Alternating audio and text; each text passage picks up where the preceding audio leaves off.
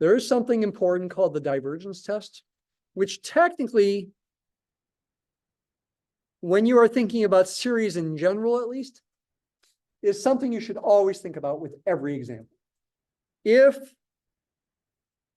the limit of the ANs, the terms of the series, is not equal to 0, or the limit of the ANs does not exist, then the series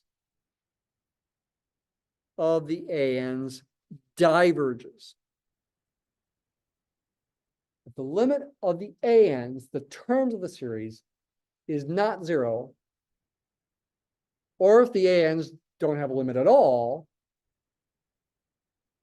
like they wouldn't for this example here, there the ANs don't have a limit at all. This series represents 1, -1, +1, -1, +1, -1, +1 forever and ever. There the terms don't have a limit at all. The series is going to diverge.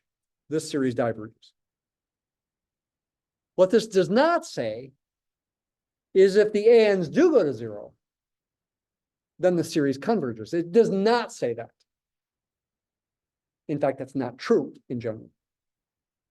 Just because the terms go to 0 doesn't mean the series converges. It might converge, it might not converge. P series, 1 over n to the p, those terms, if p is bigger than 1 or bigger than 0, go to 0 no matter what p is bigger than 0. But the series only converges if p is bigger than 1, not if p is less than or equal to 1. So you can only use this to show divergence, never convergence.